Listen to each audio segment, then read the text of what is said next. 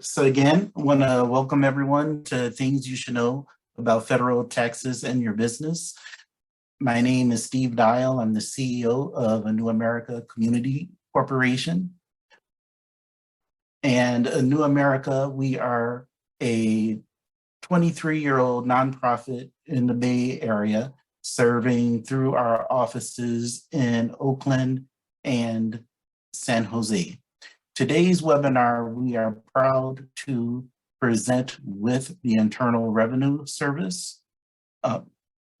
They are one of our partners in terms of helping small businesses and entrepreneurs learn different aspects that they need in terms of running their business. A couple of quick disclosures on our end. This is being presented by AnewAmerica's Women's Business Center in Oakland. Women's Business Centers, they are a network of over 100 centers that are in part funded by the SBA through their Office of Small Business Women's. So since they are in part funded by the SBA, I want to make clear that any opinions, conclusions, recommendations, suggestions that come out of this webinar do not represent the views or the support of the U.S. Small Business Administration.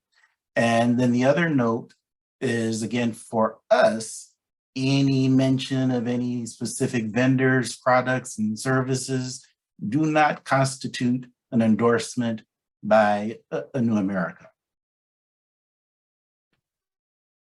Now, it gives me great pleasure to introduce our facilitator for today, Tori Chavez. Tori is an enrolled agent with the IRS and has been one since 2005. She is the owner of Tax Goddess, an accounting and tax services firm here serving the San Francisco Bay Area. She has over 35 years of experience in taxes and accounting. Prior to her own practice, manager for a business in the manufacturing sector. She teaches at the Lorman Educational Services Institute.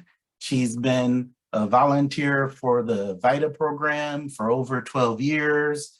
She's involved in other types of institutions and boards related to accounting and taxes. So we are in very good hands this evening. So I want to thank her for her participation and her willingness to share her knowledge. And before I turn it over to Tori, just one other disclaimer for the IRS. So for the enrolled agent or organization, okay, this is being done as a public service. There is no compensation that is given from the IRS. There is no preferential treatment for the presenter nor the organization in terms of any special tax treatment. So again, this is done, through the public service on a volunteer basis by enrolled agents such as Tori. So we just want to make that clear. And with that, we will begin. So Tori, I'll turn it over to you. Good evening. Nice to see some faces and some other pictures and such. So welcome to tonight's webinar.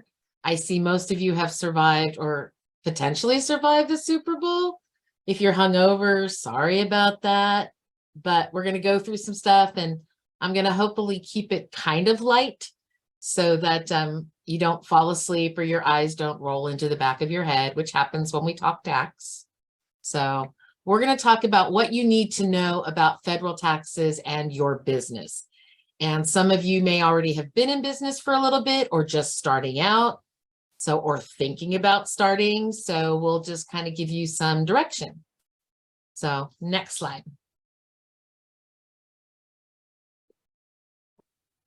All right, so we're going to talk about an employer identification number. As we refer to it as an EIN, and that's for a federal EIN. And we'll talk a little bit about some of the other identification numbers you might need. We'll talk a little bit about record keeping for both your business and for tax purposes. We'll talk about the different types of accounting methods and bookkeeping methods there are. We're going to talk about what types of organizations that you might want to be. You might want to be one of several different types that are available to you. We're going to have the definition of what is gig economy. That is a term that has floated around for the last several years. So, and maybe give you some suggestions on how to find a paid tax preparer to help you with your tax situations and planning and filing. So, next. So what is an EIN? Your employer identification number identifies what kind of entity you are, how you're going to file your tax returns, what type of tax returns you are going to be filing with the IRS. An EIN or employer identification number is required when you want to pay wages, have a self-employed retirement plan, if you decide you want to be a corporation or a partnership, even a LLC, which we'll touch upon. You want to file employment, excise, fiduciary, or after the fact pay type returns. All the banks are going to require you to have an EIN. It's so easy to get an EIN. You can get an EIN just by going to irs.gov/EIN. And irs.gov is going to become your friend. And I just put that in the chat room for you so that you can remember to bookmark that, because there is a lot of information at irs.gov that's very helpful. The application process for the EIN does not take very long. It's actually, I'd be surprised if you spend 10 minutes applying for your EIN. If you're going through a service that offers to get your EIN for you, you might want to think twice, as depending on how much they're going to charge you for something that's a very simple process that you can do on your own or with the assistance of a tax professional. Okay, next. Record keeping. Please, please, please do not throw away documents. They are not trash. Do not throw away your receipts. You will need them. When you apply for your EIN, you'll be able to make a PDF of your EIN number and ask for them to send you a letter. Please save those in a safe place, because if you forget them, it's a little bit of a journey to try to get that number back.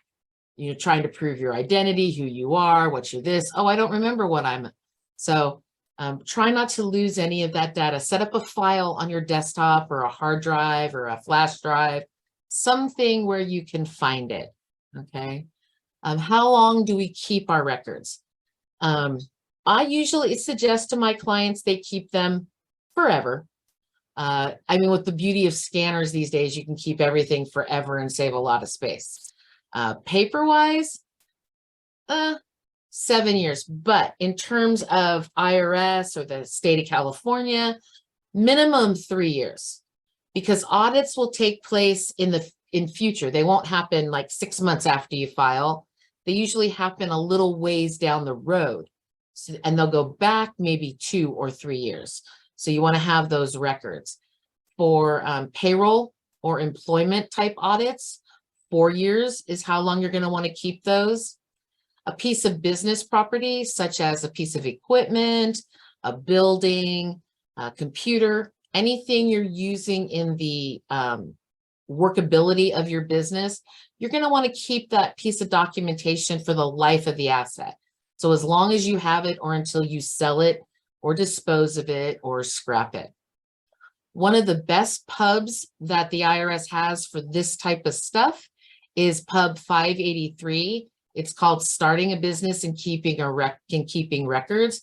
It gives you the some of the basics, setting up files, setting up things like that. IRS.gov and search the word record keeping, or you can put in Pub 583 and it'll take you to About Pub 583, and then you can download it as a PDF or a searchable HTML. So the IRS website has a lot of valuable tools. Okay, next slide. Okay, so bookkeeping system. The easiest and most simple version is single entry. And single entry means you're keeping a daily or monthly record of your income and expenses. It's a focus on the profit and loss statement or income statement. And it's sufficient to file your taxes.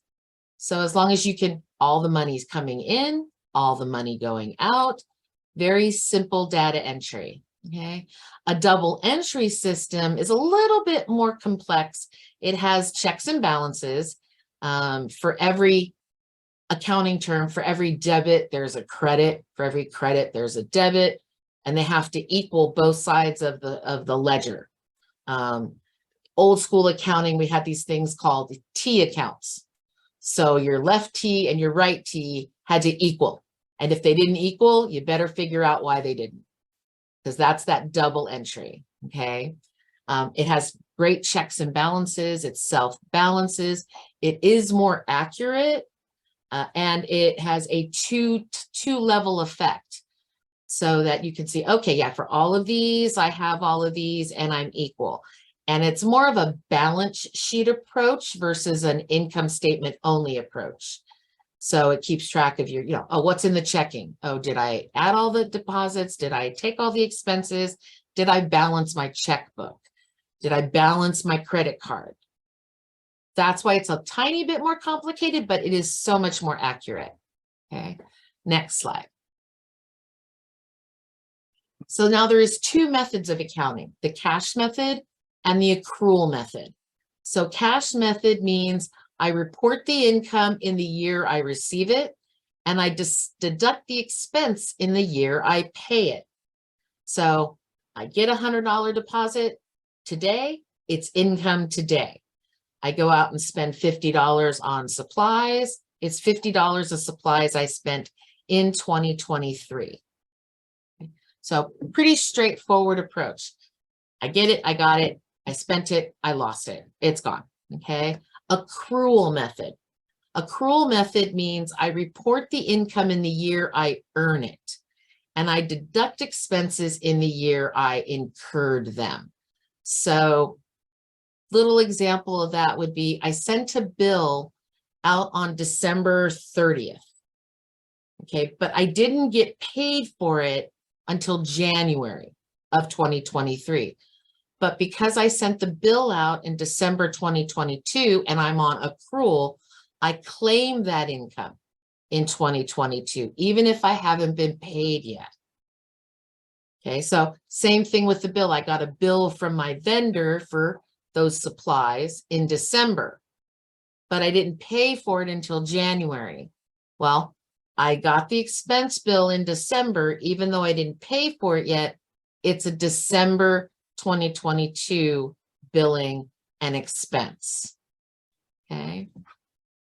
So, and if you have any questions, please feel free to unmute and ask, or you can type it in the chat. I am monitoring the chat as we go. And I do see someone asked if we make the slides available. I do believe the slides are proprietary, but I will let Rena or Steve jump in and confirm that. So what we'll do, we will post the webinar to our website where we'll be on demand, and you're welcome to use that to review slides and review Terry's commentary. So we'll post it. At the end of the webinar, there will be an email address for our Women's Business Center Director in Oakland, and you are welcome to just shoot an email that, hey, I would like to know like when the webinar is posted. And then once it is, we'll let you know. But it should be up in 2 weeks from today. Okay. Next slide, please. have a question. I'm Oh, sorry. sure. With these accounting methods, do we have to choose one or the other, or can we use both? Well, there is something referred to as a hybrid method, but that's a little bit beyond the discussion we're having today. Just starting out, I would probably suggest you choose one or the other. And I would gear that towards whatever type of business you're in.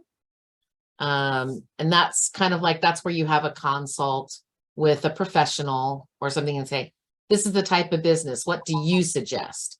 And we'll give some more details as we go on a little bit. Okay. Okay, thank you. Of course.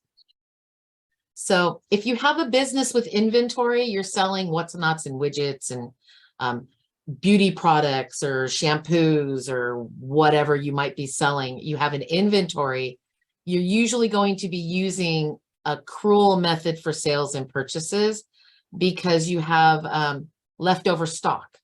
You might be buying stock, but not selling it all that same month. Okay, so most businesses that have inventory are going to be using accrual. If your gross receipts average less than $10 million a year, I'd like to make $10 million a year. That would be kind of cool. Okay, gross receipts averaging less than that may use cash method for sales and purchases versus having to use inventory. Again, speaking a little bit about that hybrid type thing. For this, I can use this, but for this, I can use that, right? Accounting periods and methods can be found in publication 538 on the IRS website. Okay. Next.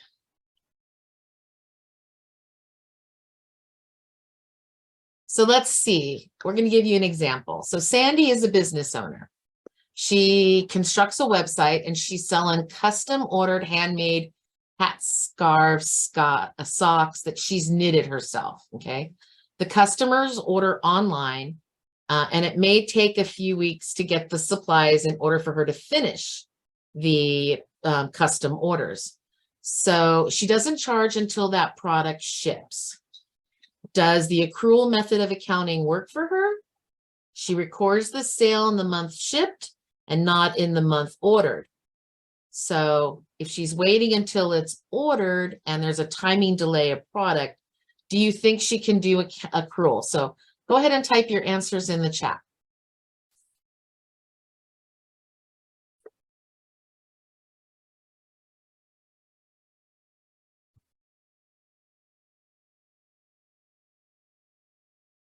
I see some answers coming through.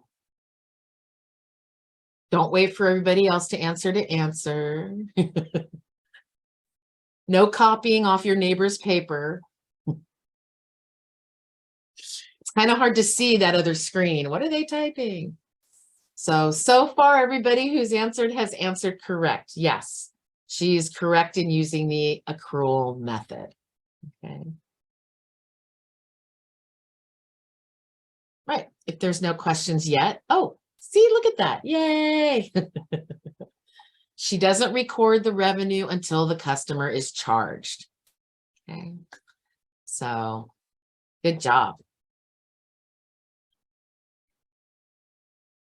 Yeah, what type of business do you want to be?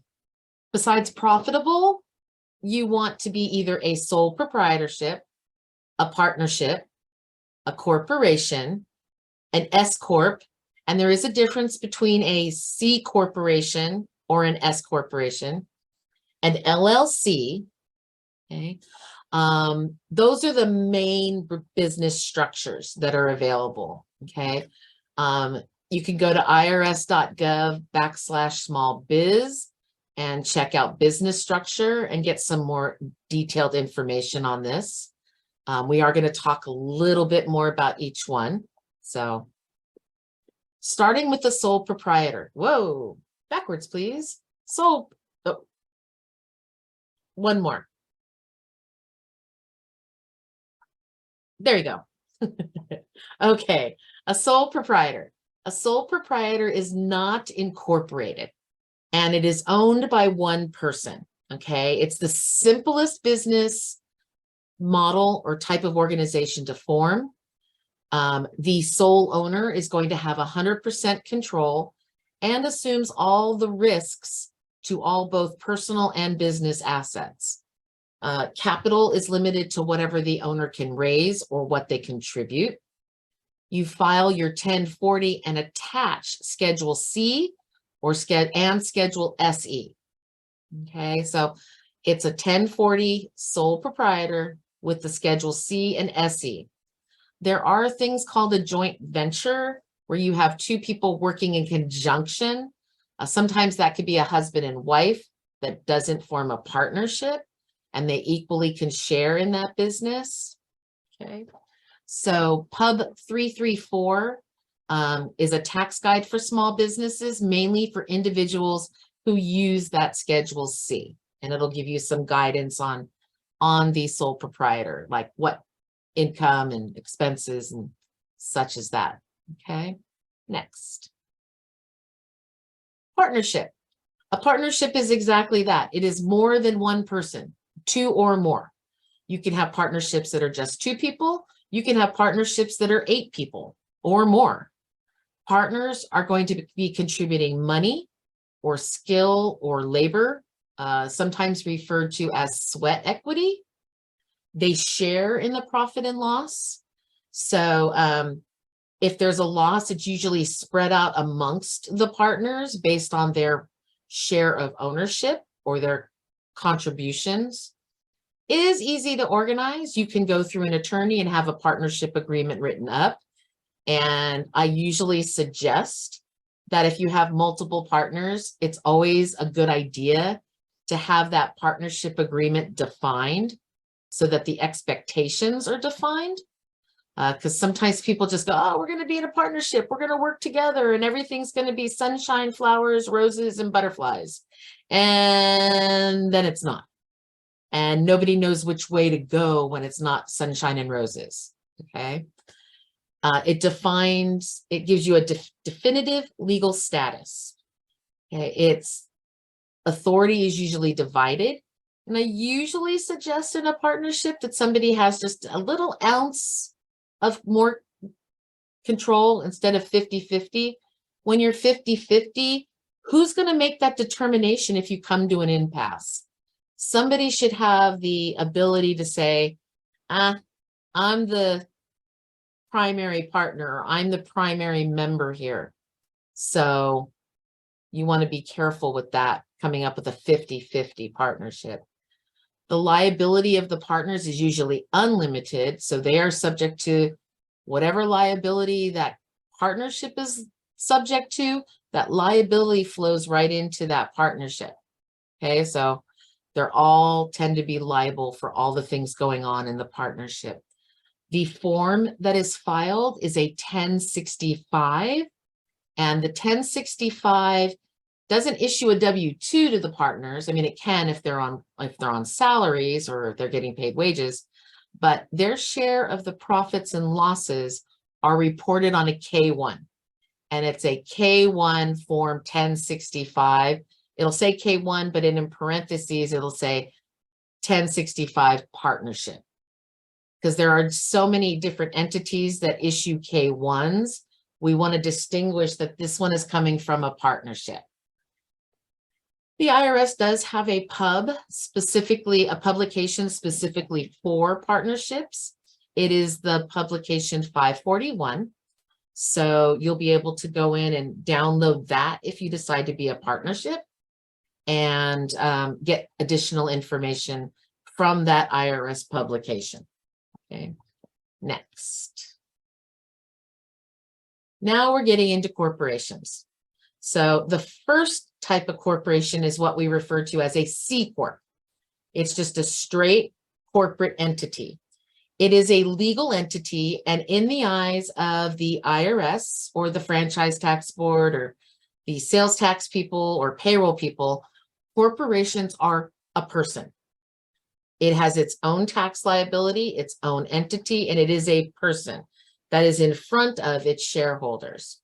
It has rights, it has responsibilities of which it's supposed to take care of, filing its own tax return, Owners are referred to as stockholders or shareholders, and the stockholders will have limited liability.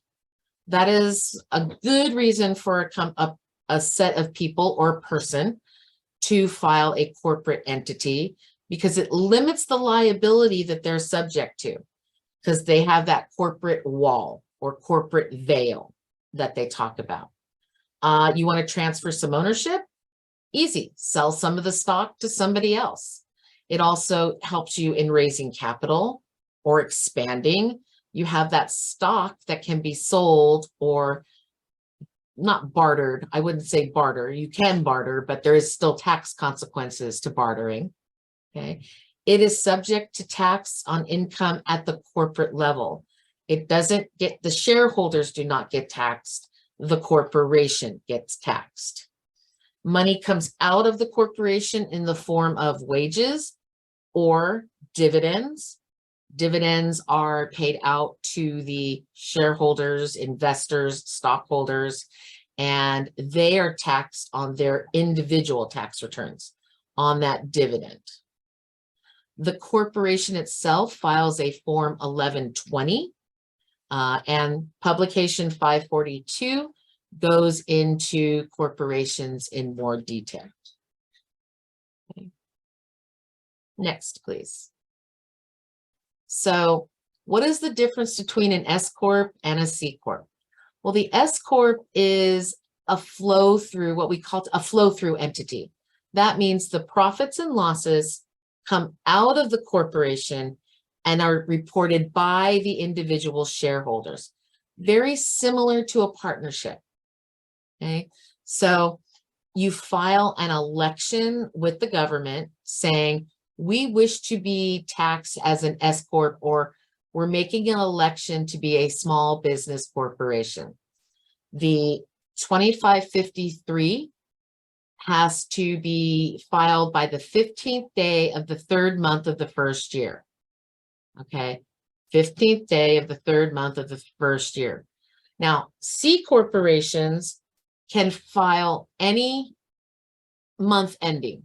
They can be a March fiscal year. They can be an April fiscal year, a May fiscal year, a June fiscal year. The difference is an S Corp must have a calendar year end. Partnerships must have a calendar year end. Sole proprietors are also considered a flow-through entity and have a calendar year end. So C Corps can have a fiscal year end, meaning they don't necessarily end on December 31st, but partnerships and S Corps, sole proprietors, all end their year on December 31st. Okay. The S Corp doesn't pay tax. It flows it out, income and losses, to the shareholders, usually distributed based on number of stocks or percentage of ownership. Okay. That income is then reported on their personal 1040s. Okay. The corporation files an 1120, but it's an 1120S for S Corp. Okay. Each shareholder gets a K1, but the K1 is K1 1120S, S Corporation K1. Okay. Any questions on the S Corp versus a C Corp or? Okay. Next slide. Limited liability company. This is limited liability companies are entities that were formed, that have been they were formed by attorneys. So the first thing I'll tell you is the IRS does not have an LLC tax return. This is an entity that was formed mostly at state levels, and it's supposed to give you limited liability against things. But in a way, a limited liability company is almost like a glorified partnership. Maybe a little bit of a step up is probably the easiest way to explain it. The problem is the IRS doesn't, what's a limited liability company? We don't have any forms for that. So you have to elect which way to file your LLC. So if you're a single member LLC, you might be a disregarded entity, meaning you file a 1040 Schedule C. And then you file your state return, and then you file a special tax return in California called a 568. And that 568 is a LLC tax return for the state of California. Okay. Owners of LLCs are referred to as members. You usually have a main member or the controlling member, and then everybody else is the sub-members, okay? It does provide management flexibility, and it is flow-through taxation, meaning the LLC does not pay a tax, but the members pay the tax individually. Or the LLC may decide it wants to be taxed as a partnership. So when it files the 8832, it elects to be filing as a partnership. They file the 1065. So they file the federal 1065, the state 565, but then they still are required to file the California 568 and pay the $800 fee to be an LLC. Corporations pay the franchise tax board an $800 fee. So do S corps. Okay. Sole proprietors and partnerships don't pay an $800 fee to the Secretary of State for doing business in California. S corps, C corps, LLCs do. All right. The other caveat with LLCs is you pay a gross receipts tax. So California has what's called a gross receipts tax for an LLC, and that is taxed on your gross income before income expenses. So you pay the gross receipt, then you do your income expenses, and that profit or loss flows out to the members. And sometimes when people are suggesting that an LLC is set up, they forget about that gross receipts tax. So I want to make sure you're fully aware of that when making a decision to be an LLC or not. Okay, next slide. Sharing, gig economy. This is very, very popular. Gig economy is kind of like, think about a musician who performs a show. They did a gig. Okay, they did a recording gig at this local bar or this stage, or it's a one-off job, or it's a single job that you might do. So gig economy has become very popular in recent years for people working from home, a lot of them, or, oh, I have enough time, I could do this side job, so I'm going to do a gig job. It's any activity, it's not specifically formed to any industry, but it's on-demand work. It's providing goods or providing services. I'm going to do editing. I'm going to offer to edit people's articles or edit papers for people submitting school stuff. Or maybe I'll do resumes for people. Okay. It's usually done on a digital platform, like something, I can't say any of them because we don't endorse any specific apps or products. So I'm not going to be able to give you an example, but it might be an app-based type program, or it could be on a website. If you think you want to be in gig economy, or that you maybe are in gig economy, shared transportation things can be considered gig economy. Delivery services can be considered gig economy. Visit the IRS Gig Economy Tax Center, irs.gov/gig, G-I-G. Okay.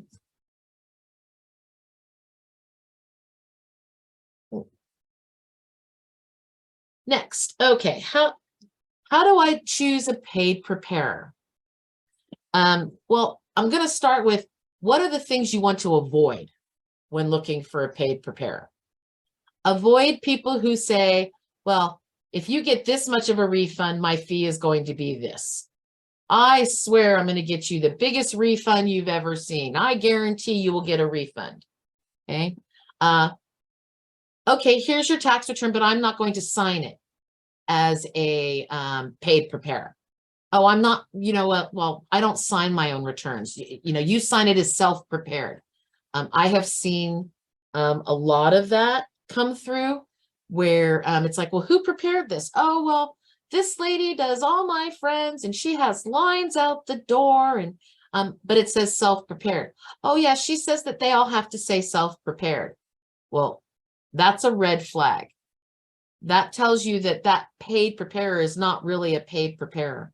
Paid preparers have to sign that they prepared that tax return for payment. Okay. Never sign a blank return. All the fields are blank and you get to page 2 and they go, here, I'll just fill this out after we've had our meeting, and it's a blank return. How do you know what they're putting on it? Review the tax return before you sign it. And if there's a line item you don't know about, ask, because I've had many occasions in the number of years I've been doing tax returns where I've had someone come in and go, well, that was never explained to me. Why do I have to do that?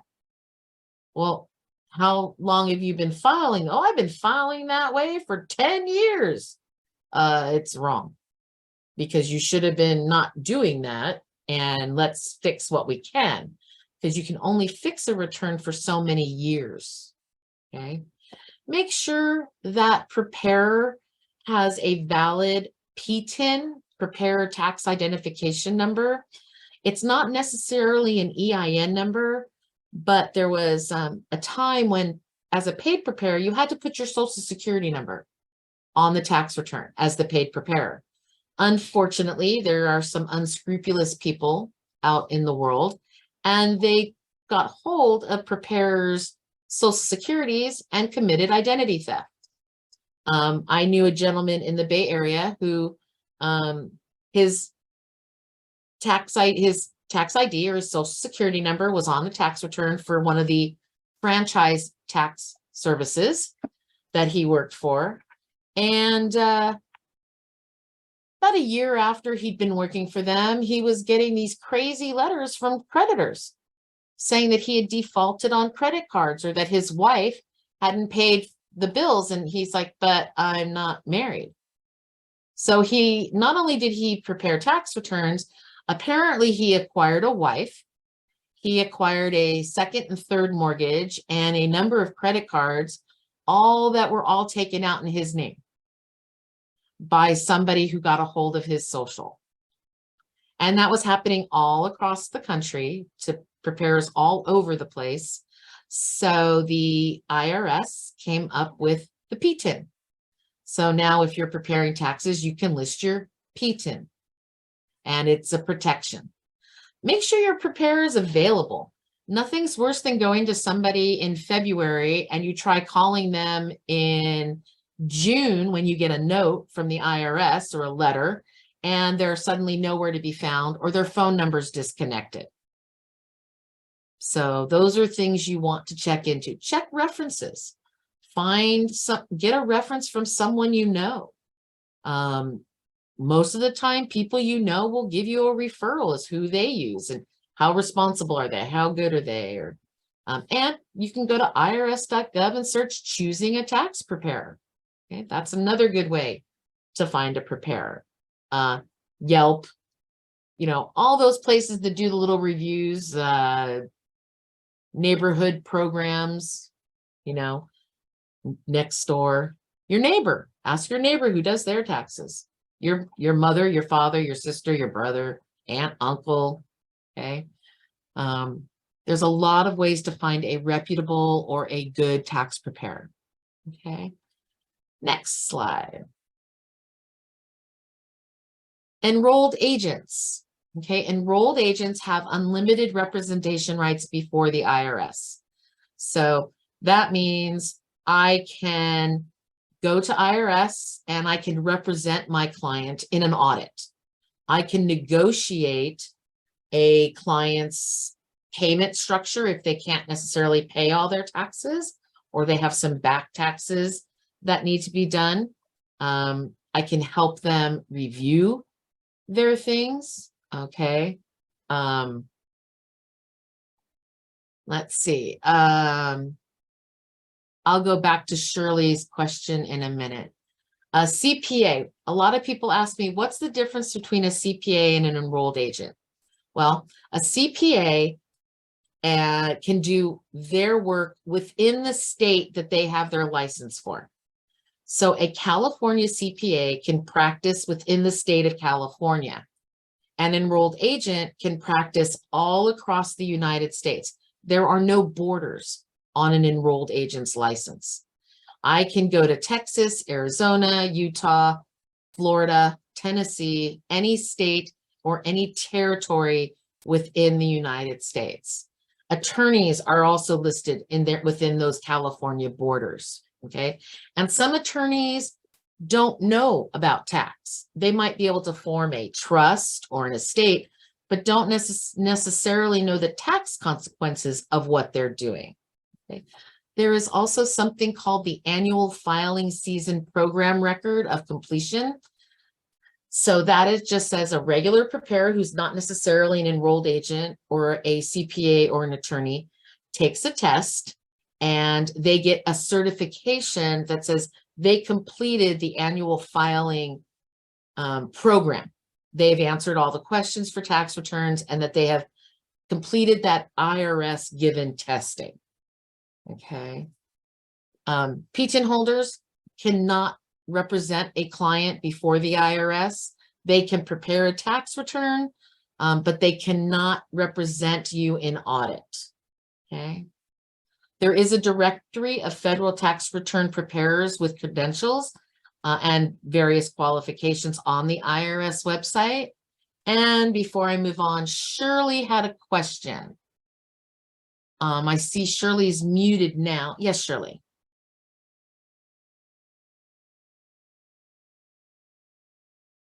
Well, I'm not hearing you. Hi, Shirley, we just heard you. So if you want to go ahead and ask your question. Okay, now we're not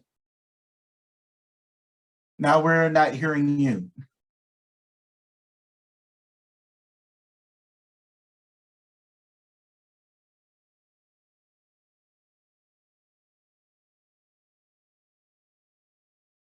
Had she typed it in the questions? Okay. No, Oh, let's see. Maybe she typed it. Yeah. Oh, someone said maybe type your question. Oh, she went off. Okay. All right. Well, let's see. Are there any questions in the slides I haven't answered before we go on?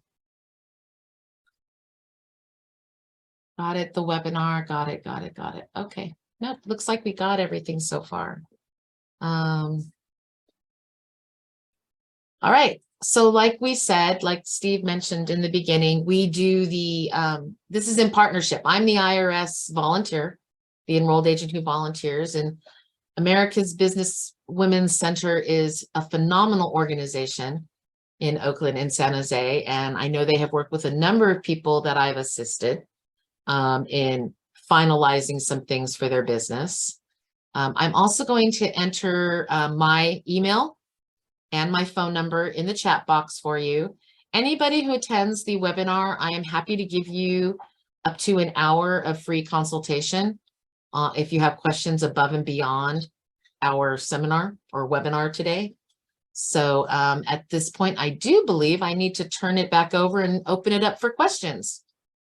yes, so thank you, Tori. And before we get to questions and to give people time to formulate their questions, and also just to double check, you may want to check your computer to make sure that mute is not pressed on your computer.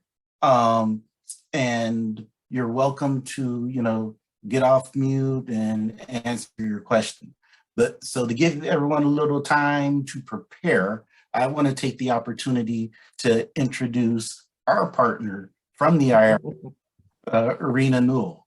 Rena, she is the Senior Stakeholder Liaison for the Regional Office of the IRS, and she brings a great partnership that really wants to help small businesses understand about their federal taxes and other programs that the IRS has that can support them. So without further ado, I want to turn it over to Rena for a few words.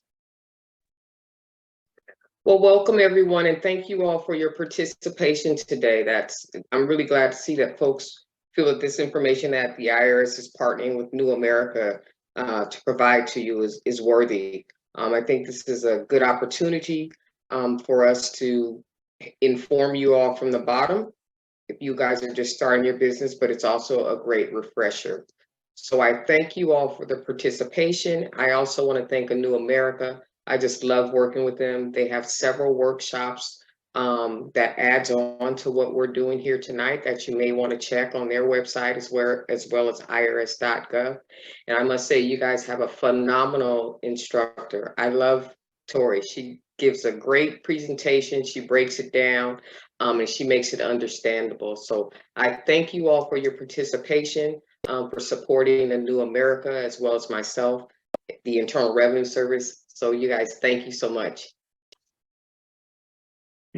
Thank you, and thank you again, Rena, for your partnership. Again, are grateful to Tori and for taking the time to present and share with us her knowledge. And again, to our partnership with the IRS and Rena, we appreciate that. If there are questions, Tori was kind enough to put her email in the chat. If you have questions for the Women's Business Center, the dneil@AnewAmerica, feel free to email to that. There was a link that was placed in the chat that is the website to where the recording will be posted in about 2 weeks' time. If you are in a hurry, there is the recording that we did from last year with Tori on the same subject that is already there and able to be viewed.